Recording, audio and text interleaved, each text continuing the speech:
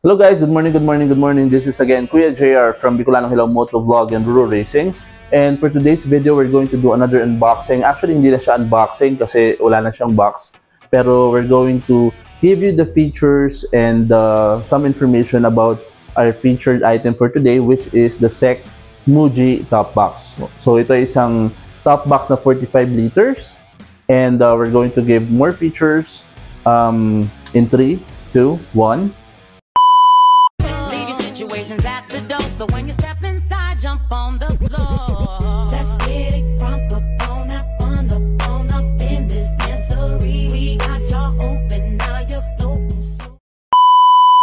Alright, so as promised, so guys, ito yung ating featured item for today. This is the SEC Muji Top Box, 45 liters. So 45 liters din siya.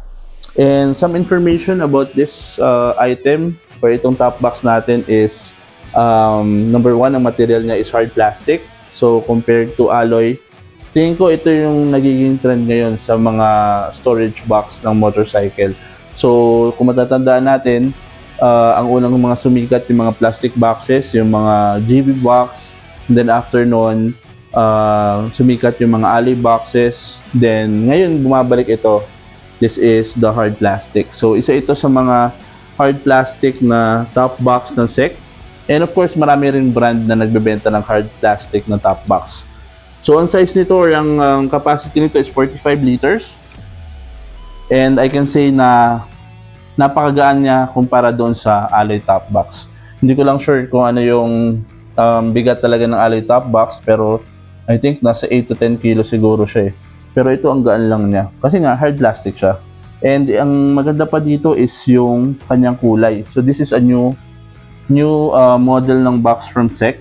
Kasi ang una nila, or ang unang alam ko na hard plastic top box nila is yung Kryptonite. Kasi yun yung nakakabit sa Aerox ko. Pero ito bago, SEC Muji top box, and ang color nito is kakaiba. So kung mapapansin natin, ang color nito is clear. So clear ang tagging niya, or parang transparent siya. And napakaangas ng kulay. Ngayon lang ako nakakita ng ganitong kulay ng top box. Kadalasan kasi black, kulay black lang. And kadalasan yung may silver. So ito, yan. So kung titingnan natin dito, ayan, meron siya ditong dalawang handle. Tapos, meron na rin siyang kasamang backrest. So meron na siyang backrest. So magiging komportable talaga yung backride niyo dito. Yung OBR nyo.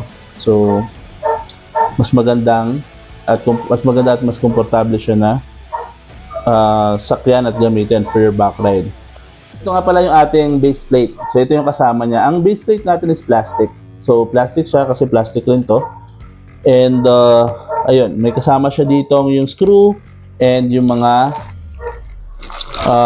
screw and nuts niya. Bracket siya. Ayan. So, ipakita naman natin to sa loob. Ito yung itsura niya sa labas. So, meron siya ditong standard na locking mechanism ng mga alloy boxes. Yan. Meron siyang SEC logo dito. Then, meron siya ditong stripe na black. And meron siya ditong SEC logo or SEC sticker. Reflective yan. So, reflective sticker yan. Okay? So, pagbukas pa rin itong box na to, kagaya ng ibang mga top boxes, so pipindutin natin siya dito sa ilalim and then magre-release siya. After noon, tatanggalin nyo lang yung ano niya, yung naka-angkla siya dito sa taas, and then pwede nyo siyang buksan. Yan, so ito yung ating box. Ito yung ating featured box for today, and kung mapapansin natin, naka-leather. Meron na rin siyang synthetic leather na inner lining, meron sa taas. Meron rin ditong zipper. Kung meron kayong document na ilalagay dito or pera or kung ano man, pwede nyo ilagay dito. Okay? Meron din siyang extra dito na lalagyanan. And makapal din tong inner lining na to. So, meron din tayong kasama or meron din siyang kasama nito na parang clip. And magagamit nito pag nag-store kayo ng luggage dito, kaya helmet para hindi siya alog-alog. And ang pagkabit nito guys is, ayan, papasok nyo sa ilalim, parang pa-diagonal siya. And then pag nakapasok na siya, ititwist nyo. Pagka-twist nyo ng ganyan, yan, lalapat na siya. So, ganun siya. Para yung luggage nyo is safe dito, hindi aalog-alog. Ayan. Tapos meron pa dito, isa pa dito feature nitong inner lining nitong SEC Muji box na to is meron na siyang kasamang bottle holder. Kung papansinin nyo dito, tingnan nyo, meron sa gilid. Pag binuksan mo yan, yan. Pwede ka maglagay dyan ng bottle para hindi rin naalog-alog yung bottle mo. Tsaka hindi ka mag-worry na baka matapon siya. Okay? Nakatayo lang siya dyan. Okay? Kung gusto nyo naman, try naman natin siya natanggalin. So, natatanggal kasi itong inner lining niya, kagaya nito. Tanggalin. Ito, natatanggal din siya. So, pag tinanggal natin siya, ito yung itsura niya sa labas. So, matatanaw mo kung ano yung laman sa loob. Tignan mo. Nalagyan natin ito. So, mapapansin mo, ayun, no, halos matatanaw or maaninag mo yung laman ng helmet. Ay, laman ng top box na to. Cut. Yeah, isa pa. So, yan. So, titingnan natin, lalagyan natin itong item na to. And kung mapapansin natin, yan, parang medyo naaninag yung item na nasa loob nitong top box na to. So, parang ang astig lang kasi pwede nyo tanggalin yung inner lining niya na leather and then pwede nyo rin siyang gamitin na ganito. Okay? Makikita. Maganda pa rin siya tingnan. Yan. Yan. And then lastly, yung mechanism niya sa ilalim, ang mangyayari para mag-connect ang box na to at saka ang base plate is dito. Meron siya ditong butas and ini-screw yan. Yan. So ang base plate niya, meron din yung butas and nakaabang yan sa ilalim. Tapos meron ditong malaking ganyang kalaki na, hindi ko na mailabas pero ganyang kalaki yung parang tornilyo niya, i-thread mo lang dito. Tapos maglalak na siya. Yan. So yun yung locking mechanism nito para mag-connect siya, itong top box na to, sa base plate. Tapos pag sarado, ganun pa rin. Yan, iyaan ka lang. And that's it.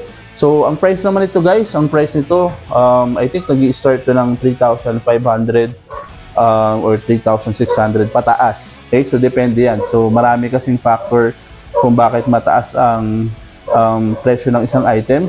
Unang-una, kailangan natin malaman kung saan nakuha, magkano nakuha, kung may percentage ba or hindi, pero hindi natin alam yung mga yan. Pero, ang pinaka nakita ko na starting price niya sa Shopee or Lazada is like around 3,500. Okay? So, yun. And that will end our short video or short unboxing ng ating featured helmet for today or featured na top box for today, which is the SEC Muji 45 liters top box. So, I hope natutunan or may natutunan kayo sa video na to and sana makatulong kami sa pag-decide or sa pag-research nyo at pag-decide kung ito ba ang top box na para sa'yo. Kung meron kayong questions and meron kayong suggestion, please mag-comment lang kayo dito sa post na to and try namin replyan kayo. Okay? Again, this is Kuya JR from Bicolano Hilaw Motovlog and Rural Racing, advising everyone to gear up and ride safe. Bye!